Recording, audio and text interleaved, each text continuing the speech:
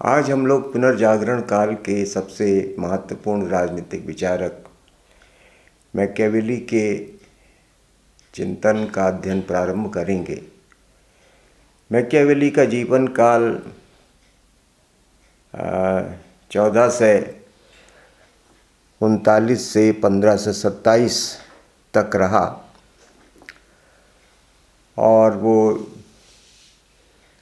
Italy के Florence शहर का मूल निवासी था।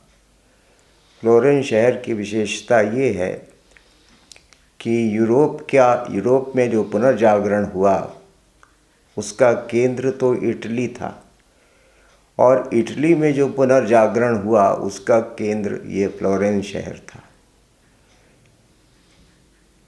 लेकिन मैकियावेली के समय इटली की राजनीतिक स्थिति बड़ी दयनीय थी। इटली उस समय अपनी एकता के लिए प्रयत्नशील था, अपने पॉलिटिकल यूनिफिकेशन के लिए प्रयत्नशील था। जैसा इंग्लैंड और फ्रांस में तो राजनीतिक एकता स्थापित हो चुकी थी, वो तो एक राष्ट्र राज्य के रूप में इमर्ज कर चुके थे। लेकिन इटली की राजनीतिक स्थिति बहुत ही ख़राब थी और वो 5 भागों में विभाजित था। छोटे छोटे किंगडम्स थे, एक मिलान का था, एक वेनिस का था, एक फ्लोरेंस का था, एक नेपल्स का था और एक राज्य वेटिकन सिटी जो कि पोप का राज्य था।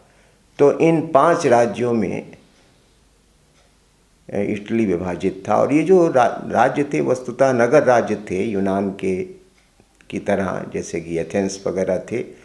उसी तरह से ये सिटी रिपब्लिक्स थे या सिटी स्टेट्स थे जिनके अंदर भी काफ़ी कलह था आपस में, फैक्शनलिज्म यानी गुटबंदी बहुत थी। और यूरोप के विभिन्न देश भी जिनकी राजनीति में हस्तक्षेप करते रहते थे अपने अपने स्वार्थों के कारण, विशेष रूप से जर्मनी और स्पेन जैसे देश। पोप भी हस्तक्षेप करता रहता था अपने वर्चस्व को बनाए रखने के लिए, क्योंकि उस समय पोप की राजनीतिक महत्वाकांक्षाएं बड़ी प्रबल थीं। तो एक तो स्थिति ये थी कि इटली जो था वो बुरी तरह से विभाजित देश था।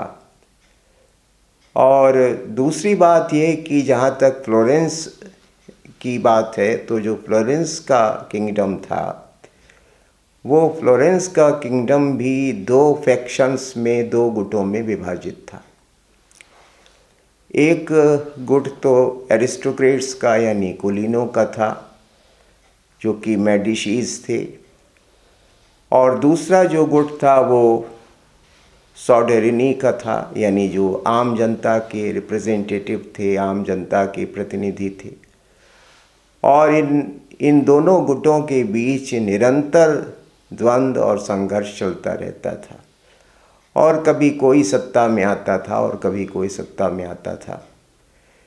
मैकियावेली की जो सहानुभूति थी वो सोडेरिनी गुट के साथ में थी और मेडिसी गुट का वो विरोधी था। मैकियावेली को इटली की और ख़ास तौर से फ्लोरेंस की राजनीति को निकट से देखने का अवसर मिला, और न केवल निकट से देखने का अवसर मिला बल्कि फ्लोरेंस के राज्य के कई महत्वपूर्ण प्रशासनिक और कूटनीतिक पदों पर भी वो रहा। और इसलिए उसको फ्लोरेंस की राजनीति में उसकी गहरी रुचि थी और उसकी गहरी समझ भी थी। और जब तक सोडेरिनी गुट की प्रधानता रही फ्लोरेंस की राजनीति में, तब तक मैकियावेली को बड़ा उच्च स्थान वहाँ की राजनीति और कूटनीति में प्राप्त रहा। लेकिन मेडिसी लोगों के आने के बाद यानी 15 से 13 में स्थिति एकदम से उलट गई और मेडिसीज जो थे वो मैकियावेली को बड़े संदेह की दृष्टि से देखते थे और अंततः उन्होंने मैकियावेली को निर्वासित कर दिया, उसको एग्जाइल कर दिया, वहाँ से इटली से उसको निकाल दिया गया और लगभग 13 वर्ष तक मैकियावेली फ्लोरेंस से दूर रहा। इन 13 वर्षों में उसने अध्ययन और लेखन का कार्य किया और जो उसकी पुस्तकें हैं, चाहे वो प्रिंस हो, चाहे वो डिस्कोर्सेस हो, या जो उसने हिस्ट्री ऑफ फ्लोरेंस लिखी, या उसने जो युद्ध कला के ऊपर जो पुस्तक लिखी, ये सारी पुस्तकें इसी अवधि में लिखी गई थीं। और इन पुस्तकों के लिखने का एक उद्देश्य तो फ्लोरेंस को मार्गदर्शन देना था कि फ्लोरेंस और इटली कैसे अपना यूनिफिकेशन कर सके, अपना एकीकरण कर सके, एक उद्देश्य तो ये था। और दूसरा उसका ये भी उद्देश्य था, वो समझता थे कि शायद इन पुस्तकों के प्रकाशन के साथ वो मेडिसी गुट के निकट आ जाए और फिर से उसको सत्ता सुख प्राप्त हो सके। ऐसा हुआ भी क्षणिक रूप से, लेकिन अंततः वो एक प्रकार से मेडिसी गुट से बिल्कुल उसके संबंध पूरी तरह खराब हो ही चुके थे। और इसी सब परिस्थिति में 15 से 27 में उसका देहांत हो गया। तो ये संक्षेप में मैकियावेली के जीवन की जो मुख्य बातें हैं वो ये हैं, यानी कि वो उसका जो जीवन था वो फ्लोरेंस की राजनीति में, फ्लोरेंस की कूटनीति में, या दूसरे शब्दों में आप कहें कि फ्लोरेंस के प्रतिनिधि के रूप में वो कई देशों में एम्बेसडर के तौर से गया और इसलिए उसको यूरोप के दूसरे देशों को भी समझने का अवसर मिला। तो उसको तत्कालीन राजनीति का बहुत अच्छा ज्ञान था। उसने निकट से उस समय की यूरोप की राजनीति, जो कि बड़ी उथल पुथल की स्थिति में थी और जिसमें नितांत नवीन प्रवृत्तियां आ रही थीं, तो उस सब से मैकियावेली को बहुत निकटता से देखने का अवसर मिला और ये सब उसके राजनीतिक चिंतन के ऊपर इसका गहरा प्रभाव भी पड़ा। दूसरी बात यह है कि मैकियावेली जो है वो पुनर्जागरण काल का सर्वश्रेष्ठ राजनीतिक विचारक है। जब हम ऐसा कहते हैं, और ऐसा कहने वाले बहुत सारे लोग हैं, जैसे कि एक तो डनिंग का ही बड़ा प्रसिद्ध कथन है कि वो अपने युग का शिशु था, चाइल्ड ऑफ हिज टाइम। तो एक तो डनिंग ने ये कहा, डनिंग ने यहाँ तक कहा है कि in no system of philosophy, in no system of political philosophy, the influence of environment is so manifest कि किसी राजनीतिक विचारक के ऊपर अपने युग का इतना गहरा प्रभाव नहीं दिखाई पड़ता, ऐसा डनिंग का विचार। इसी तरह की बात एक दूसरे विद्वान हुए, W.T. जोन्स। W.T. जोन्स ने कहा कि मैकियावेली के व्यक्तित्व में हम उसके अपने राज्य और उसके अपने दौर दोनों का पूर्ण और स्पष्ट प्रभाव देखते हैं। W.T. जोन्स के शब्द इस प्रकार से हैं, all the qualities which characterize his city and his age appear in his own personality, कि उसके सिटी या उसकी एज की जो भी कैरेक्टरिस्टिक्स थीं, वे सारी कैरेक्टरिस्टिक्स हम मैकियावेली के व्यक्तित्व में दिखाई पड़ती हमें। तो इस अर्थ में भी वो पुनर्जागरण काल का प्रतिनिधि है, उसका शिशु है। और हैरल्ड लास्की ने तो बहुत ही प्रभावशाली तरीके से कह दिया, the whole of Renaissance is contained in Machiavelli, कि संपूर्ण पुनर्जागरण मैकियावेली में विद्यमान है। लेकिन जो स्पष्ट व्याख्या है वो प्रोफेसर जॉर्ज सेबाइन ने की है अपनी पुस्तक में, और वो बड़ी महत्वपूर्ण उन्होंने जो टिप्पणी की है उसकी ओर ध्यान देना आवश्यक है। सेबाइन ने लिखा है, no one of his age saw so clearly the direction that political evolution was taking throughout Europe, कि कोई भी दूसरा व्यक्ति उस दौर में यूरोप के राजनीतिक विकास की जो दिशा थी उसको इतने अच्छे तरीके से नहीं समझ सका जितना कि Machiavelli. No one knew better than he the archaism of the institutions that were being displaced। जो मध्ययुगीन दृष्टि है वो किस प्रकार से अब अप्रासंगिक हो रही है, इसको कोई उससे बेहतर नहीं समझ सका कि मध्ययुगीन जो दृष्टि थी राजनीति की वो अब कितनी अप्रासंगिक हो रही है, इसको मैकियावेली से बेहतर कोई नहीं देख सका। और accepted the part that naked force has played was preying on the process, कि फोर्स किस तरह से राजनीति का, शक्ति किस तरह से राजनीति का केंद्रीय तत्व बन रही है, इसको मैकियावेली ने खुल के स्वीकार किया।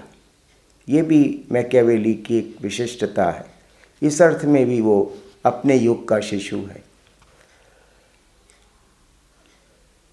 Yet no one in that age appreciated more highly the inchoate sense of national unity। राष्ट्रीयता की प्रवृत्तियां जो कि उभर रही थीं उसको मैकियावेली ने बड़ी बारीकी से समझ लिया था और कोई उसको समझ नहीं पाया, लेकिन मैकियावेली ये समझ लिया कि अब जो है वो राष्ट्रीयता का दौर प्रारंभ हो चुका है, ख़ास तौर से इटली के लिए। तो एक इस दृष्टि से भी सेबाइन कहते हैं, no one was more clearly aware of moral and political corruption that went with the decay of long extended loyalties and pieties. और जिस तरह का मॉरल करप्शन और पॉलिटिकल करप्शन, राजनीतिक और नैतिक भ्रष्टाचार आ रहा था, जैसे जैसे पुराने बंधन टूट रहे थे, पुरानी संस्थाएं कमज़ोर पड़ रही थीं, उनके जाने के साथ जैसे जैसे पॉलिटिकल और मॉरल करप्शन आ रहा था, उसको मैकियावेली से बेहतर तरीके से और कोई नहीं समझ पाया। तो इस तरह से सेबाइन ने समअप किया है कि कैसे मैकियावेली अपने दौर की सारी पॉलिटिकल फोर्सेस का, सोशल फोर्सेस का एक बहुत ही एक्यूट, बहुत ही श्रेष्ठ दृष्टा है, जिसको कोई दूसरा अन्य विचारक इस प्रकार से नहीं देख पाया।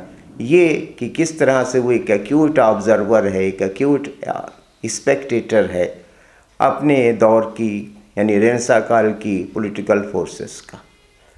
इसको ज़्यादा अच्छे तरीके से अगर हम कहें तो 3-4 बातें हैं। एक तो हम लोग जानते हैं, जैसा कि मैंने उल्लेख किया पिछले व्याख्यान में, कि मैकियावेली पुनर्जागरण काल यूनानी जो ग्रीक कल्चर थी, जो पैगन कल्चर थी, उसका रिवाइवल था, उसकी पुनर्प्रतिष्ठा थी। और यूनान की विचार दृष्टि की, यूनानी साहित्य की, यूनानी कला की, यूनानी राजनीति की मान्यताएं पुनर्जागरण काल में बड़ी तेज़ी से उभर रही थीं। तो ये जो रिवाइवल था ग्रीको रोमन कल्चर का पुनर्जागरण काल में, जिसका गहरा प्रभाव सभी पर पड़ रहा था, चाहे वो कलाकार हो, चाहे वो साहित्यकार हो, चाहे वो राजनीति शास्त्री हो, चाहे वो दार्शनिक हो। तो ये इस दृष्टि से मैकियावेली भी प्राचीन यूनानी रोमन सभ्यता का बड़ा प्रशंसक था, ख़ास तौर से प्राचीन रोमन रिपब्लिकन संस्थाओं का और विचारों का, उसके ऊपर उसका बड़ा गहरा प्रभाव पड़ा। उसने डिस्कोर्स नाम का जो ग्रंथ लिखा वो भी एक रोमन इतिहासकार के ऊपर लिखा। तो इस अर्थ में कि पुनर्जागरण काल में ग्रीको रोमन कल्चर का जो रिवाइवल हो रहा था, उस रिवाइवल का गहरा प्रभाव मैकियावेली के ऊपर भी पड़ा। और वो भी जो एंशिएंट ग्रीस और जो एंशिएंट रोम था, उसकी संस्थाओं, उसके विचारों, उसकी दृष्टि से प्रभावित था। और ये चीज़ उसके ग्रंथों में बार बार झलकती है। दूसरी चीज़ ये है कि मैकियावेली के ऊपर जो मेडिवलिज्म का इन्फ्लुएंस है वो लगभग न के बराबर है। यानी जो मध्ययुगीन मानसिकता थी या जो मध्ययुगीन दृष्टि थी, उस मध्ययुगीन दृष्टि से मैकियावेली को हम पूरी तरह से मुक्त पाते हैं। ठीक वैसे ही कि जैसे पुनर्जागरण काल मध्ययुगीन दृष्टिकोण को रिजेक्ट कर रहा था, उसी तरह से मैकियावेली में भी हम मध्ययुगीन दृष्टिकोण को अस्वीकृत होते हुए देखते हैं। तो इस दृष्टि से भी वो अपने युग का प्रतिनिधि है कि वो उस मेडिवलिज्म को पूरी तरह से अस्वीकार करता है। और इसका सबसे बड़ा प्रमाण ये है कि किस तरह से वो जीवन के विभिन्न क्षेत्रों को धर्म के प्रभाव से मुक्त करने का समर्थन करता है। कि जो रिलीजन और दूसरे जो वॉक्स ऑफ लाइफ हैं, उनमें वो सेपरेशन का, पॉलिटिक्स और रिलीजन या दूसरे सोसाइटी और रिलीजन दोनों में जो सेपरेशन एक होना चाहिए, इसका वो बहुत बड़ा पक्षधर था। और किस तरह से इन सब के परिणाम स्वरूप समाज में एक बहुत बड़ा टर्माइल, एक बहुत बड़ी उथल पुथल की स्थिति आ गई थी, जो कि मैकियावेली की रचनाओं में प्रतिबिंबित होती है। तीसरी बात यह है कि एक बहुत बड़ी प्रवृत्ति उस पुनर्जागरण काल में राष्ट्र राज्यों के गठन की थी, कि नेशनलिज्म का आइडिया। जैसा कि मैंने पहले बताया, जो यूनिवर्सल चर्च था या जो यूनिवर्सल क्राइस्टेंडम था, वो अब लुप्त हो रहा था। कहने को जो होली रोमन एम्पायर था वो तो 19वीं शताब्दी तक चलता रहा, लेकिन वो केवल नाम में चलता रहा। अब धीरे धीरे राष्ट्र राज्य बन रहे थे। इंग्लैंड एक राष्ट्र राज्य बन चुका था, फ्रांस एक राष्ट्र राज्य बन चुका था, इटली में भी राष्ट्रीयता की प्रवृत्तियां बहुत तीव्र थीं। और मैकियावेली भी इटली को एकीकृत होते हुए देखना चाहता था। उसकी सारा जो राजनीतिक चिंतन है, उसका उद्देश्य इटली का पॉलिटिकल यूनिफिकेशन है, इटली का एकीकरण है, इटली को एक राष्ट्र के रूप में देखना है। इटली को एक राष्ट्र के रूप में तो उभरने में कई शताब्दियां लग गईं, 19वीं शताब्दी में ऐसा संभव हो पाया। लेकिन मैकियावेली में वो पैशन, वो अर्ज हमें दिखाई पड़ती है कि कैसे इटली को यूनिफाई किया जाए और उसको एक स्ट्रांग नेशन स्टेट कैसे बनाया जाए। तो ये भी एक उस समय की पुनर्जागरण काल की महत्वपूर्ण प्रवृत्ति थी, जो कि हमें मैकियावेली में दिखाई पड़ती है। और चौथी बात यह है कि राजनीति में आदर्श की परिभाषा बदल रही थी पुनर्जागरण काल में। अब वो प्लेटो या एक्विनास का आदर्शवाद लुप्त हो रहा था। अब किसी को किसी दार्शनिक राजा की तलाश नहीं थी। अब किसी को किसी ऐसे सम्राट की या राजा की तलाश नहीं थी कि जो ईसाई धर्म के सिद्धांतों के आधार पर राज्य का संचालन करे। तो अब जो दौर था वो प्योर पॉलिटिक्स जिसको कहते हैं, शुद्ध राजनीति का युग था। यानी एक ऐसा दौर कि जिसमें राजनीति में अधिक से अधिक शक्ति प्राप्त करके एक शक्तिशाली राज्य की स्थापना की जाए, ये अब राजनीति का लक्ष्य हो गया था। अब जो पुराने आइडियल्स थे पॉलिटिक्स के कि जस्टिस है, ये अब पॉलिटिक्स के आइडियल्स नहीं रहे। अब पावर जो थी वो राजनीति का साध्य बन चुकी थी, शक्ति। और इस शक्ति का जो अधिकतम उपयोग कर सके अपने राज्य के कल्याण के लिए और अधिकतम निर्ममता के साथ इसका उपयोग कर सके अपने राज्य के गठन के लिए, उसको श्रेष्ठ राजा माना जाने लगा था। तो इसीलिए मैकियावेली के लिए भी आदर्श राजा सीजर बोर्जिया है, जो कि एक छोटे से किंगडम का राजा था और जो बड़ा निर्मम, बड़ा दुष्ट, बड़ा अत्याचारी था, जिसने हर अनैतिक साधन का उपयोग किया अपनी सत्ता को प्राप्त करने के लिए और बनाए रखने के लिए। तो अब ये राजनीति में ये नए आदर्श आ रहे थे। अब वो जो पुराना दृष्टिकोण था, जो कि यूनानी चिंतन में था या ईसाई चिंतन में था कि राजा किस प्रकार का होना चाहिए, अब वो सब दृष्टिकोण पूरी तरह से बदल चुका था।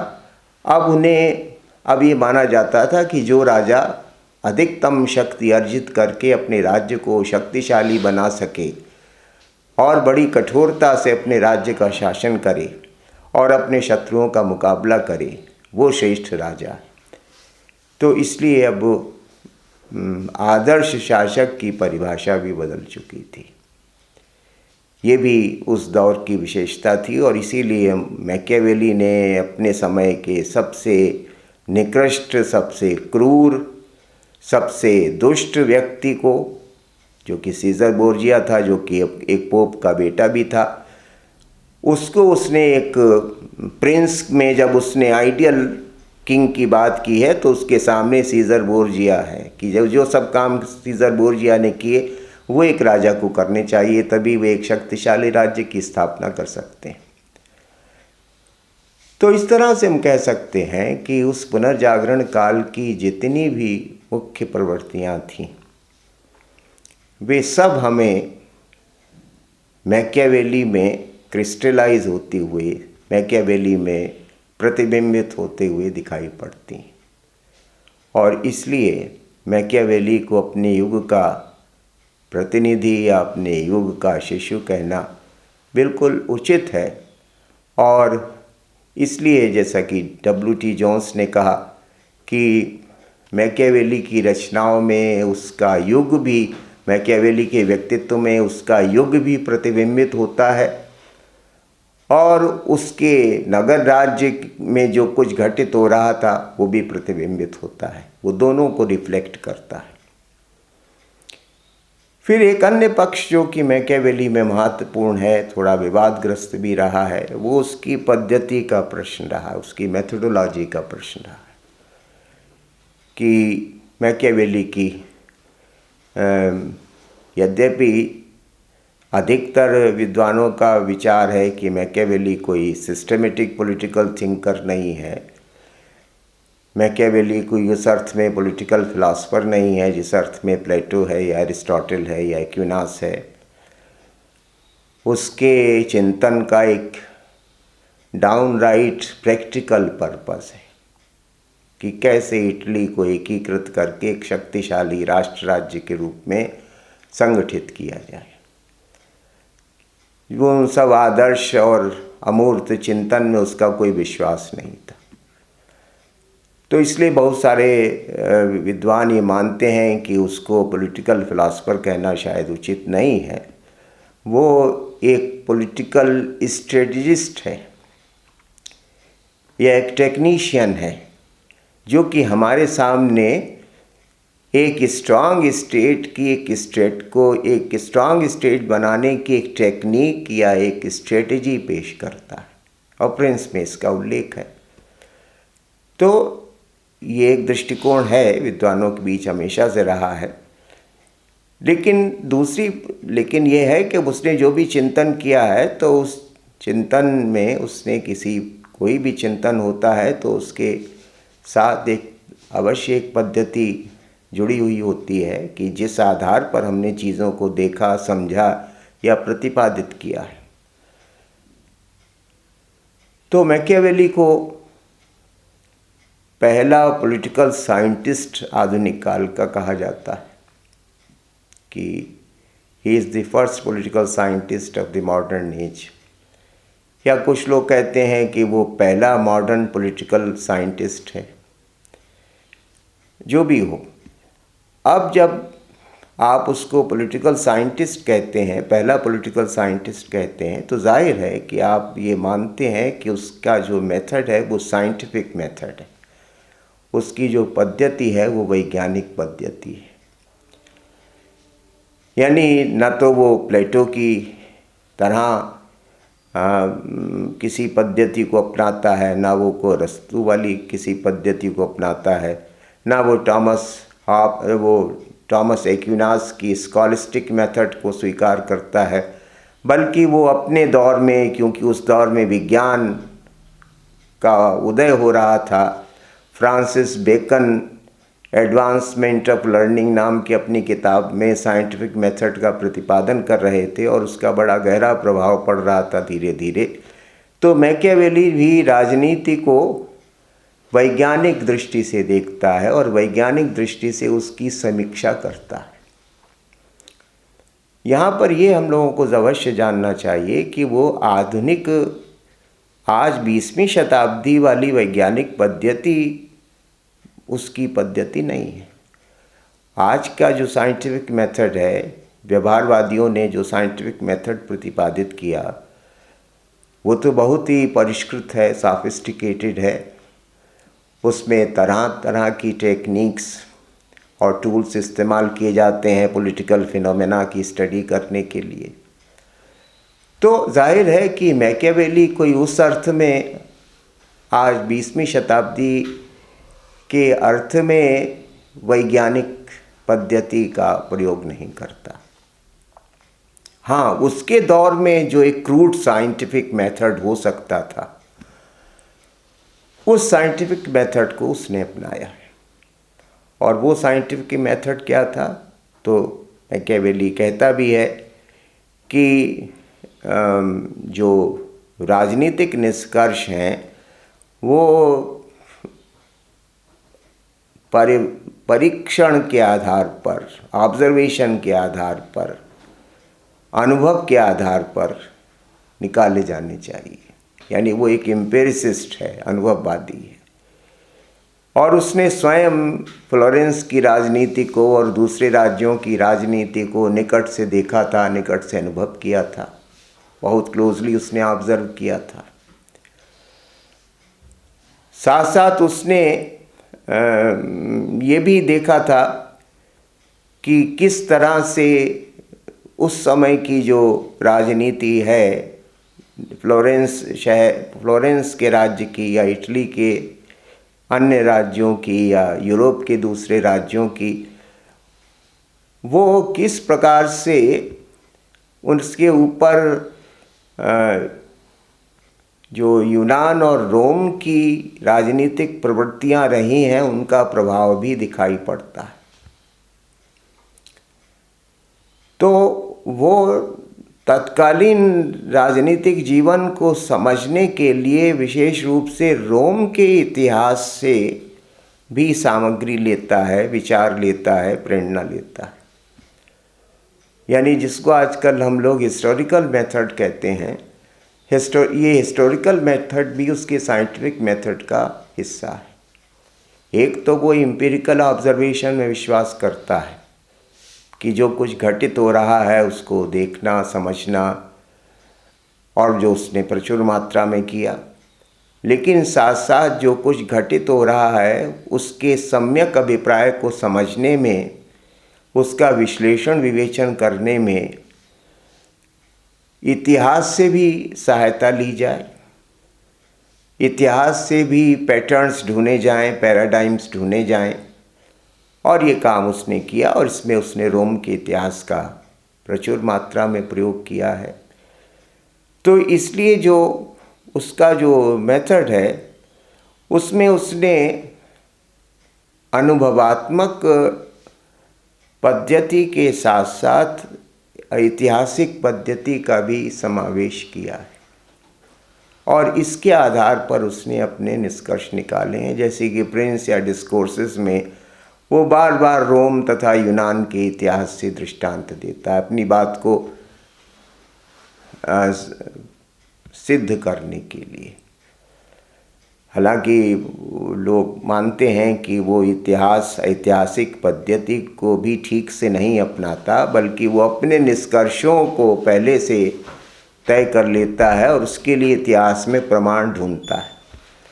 तो इसलिए वो सही अर्थ में ऐतिहासिक पद्धति को भी नहीं अपनाता, लेकिन फिर भी जाहिर है कि इतिहास की भूमिका को उसने, रोल ऑफ हिस्टोरिकल नॉलेज को उसने स्वीकार किया है राजनीतिक जीवन के अध्ययन में। और उस तरह की पद्धतियाँ जो कि प्लेटो, एरिस्टोटल या एक्विनास या ऑगस्टीन में दिखाई पड़ती हैं चिंतन की, कि जिसमें आप प्रमाणवाद के आधार पर विचार करें या जिसमें आप किन्हीं जीवन जो प्रैक्टिकल पॉलिटिकल लाइफ है उससे हट के आप किन्हीं आइडियल्स और किन्हीं पैराडाइम्स के बेसिस पर राजनीतिक जीवन के ऊपर विचार करें, तो ऐसा उसका विश्वास नहीं था। वो ये मानता था कि इस तरह से राजनीतिक जीवन की सम्यक समीक्षा नहीं हो सकती। तो इसलिए उसकी पद्धति के विषय में भी ये कुछ महत्वपूर्ण पक्ष हैं जिनको कि प्रतिपादित किया गया है। तीसरी बात यह है कि उसने, जाहिर है कि राजनीति के किसी भी अवधारणा का आधार राजनीति शास्त्री मानव स्वभाव को किस तरह से देखता है ये होगा। और मैकियावेली के साथ ही है कि उसकी जो थियोरी ऑफ पॉलिटिक्स है उसका थियोरी ऑफ ह्यूमन नेचर से घनिष्ठ संबंध है, क्योंकि जो बात प्लेटो ने बहुत पहले कही कि state is man writ large, तो वो तो सब जगह लागू होती है, यहाँ पर भी लागू होती है। मनुष्य कैसा होता है, जैसा मनुष्य होगा वैसी ही राजनीति होगी या वैसी ही राजनीति होनी चाहिए, और उसी को ध्यान में रखकर हमें राजनीतिक जीवन के सूत्रों का निर्धारण करना चाहिए। जो पॉलिटिकल मैगजिम्स हैं या जो पॉलिटिकल कैनन्स हैं उनका निर्धारण मानव स्वभाव को समझ के करना चाहिए। तो मैकियावेली इस बात को करता है और इसलिए उसने ह्यूमन नेचर यानी मानव स्वभाव के विषय में भी अपनी जो मान्यताएं हैं उनको स्पष्ट किया। जैसे कि वो मानता है, और ये उसका जो मानव स्वभाव का चित्रण है वो भी यूनानी दार्शनिकों ने जो मानव स्वभाव का चित्रण किया है या जो ईसाई दार्शनिकों ने मानव स्वभाव का चित्रण किया उससे नितांत विपरीत है। बल्कि जो उस समय मनुष्य जिस प्रकार का था पुनर्जागरण काल में, जो मानव स्वभाव हमें पुनर्जागरण काल में देखने को मिल रहा था, जो नया मनुष्य देखने को मिल रहा था, वो वही वस्तुतः मैकियावेली ह्यूमन नेचर मानता है और उसी आधार पर उसने ह्यूमन नेचर को डिफाइन किया। तो उसका मानना है कि मनुष्य जो है, यानी वो एक तरह से जिसको कहते हैं, उसने एकदम dark view of human nature, मनुष्य मानव स्वभाव को नितांत काले रंग में चित्रित किया है। उसको मानव स्वभाव में कोई प्रकाश की या कोई श्रेष्ठता की किरण दिखाई नहीं पड़ती। क्रिश्चियनिटी में भी माना गया कि मनुष्य में पाप की प्रवृत्ति होती है, या यूनानी चिंतन में भी माना गया, लेकिन वहाँ पर यह भी माना गया कि भाई मनुष्य में श्रेष्ठ भाव भी होते हैं और अपने दुर्गुणों पर विजय प्राप्त करने की क्षमता भी मनुष्य में होती है। लेकिन मैकियावेली एक प्रकार से बहुत ही समरी तरीके से बिल्कुल सीधे सीधे मानव स्वभाव का एक चित्र हमारे सामने रखता है, जो कि बहुत ही कलुषित चित्र है। और वो मानता है कि बस यही ह्यूमन नेचर है। तो वो कहता है कि मनुष्य दुष्ट होता है, विकिड होता है, ईगोइस्टिक होता है, अहमवादी होता है, सेल्फिश होता है, स्वार्थी होता है, हाइपोक्रिटिकल होता है, पाखंडी होता है कि कुछ करता है, कुछ है और कुछ दिखना चाहता है। तो हाइपोक्रिटिकल होता है। ये मनुष्य की एक विशेषता होती है कि वो है तो बुरा लेकिन वो अच्छा दिखना चाहता है तो लालची लेकिन वो उदार मना दिखना चाहता है। तो ये हाइपोक्रिटिकल, ये ह्यूमन नेचर की एक विशेषता है। और कहने का मतलब ये है कि वो कहता है कि मनुष्य एंटी सोशल होता है, असामाजिक होता है। यानी सामाजिक, वस्तुतः समाज में रहना उसका स्वभाव होता नहीं, या उसके अंदर किसी भी प्रकार की सामाजिकता की प्रवृत्तियां नहीं होती। क्योंकि ये जो भी अभी हमने आपको बताई क्वालिटीज़ जो कि मैकियावेली ने बताई, ये कोई इन क्वालिटीज़ से, केवल इन क्वालिटीज़ के आधार पर तो कोई समाज चल ही नहीं सकता। समाज टूट जाएगा, समाज निरंतर संघर्षपूर्ण ही रहेगा और अंततः बिखर जाएगा। तो इसलिए मैकियावेली भी समझता है, इसलिए वो कहता है कि मैन इसेंशियली एंटी सोशल होता है, असामाजिक प्राणी होता है। शक्ति की ज़बरदस्त लिप्सा होती है शक्ति प्राप्त करने की। और शक्ति कैसी? हर प्रकार की मटेरियल पावर, हर प्रकार की भौतिक शक्ति उसको चाहिए। और दूसरा, उसके अंदर एक वेन ग्लोरी, एक झूठे अहंकार की बड़ी प्रचुरता होती है कि वो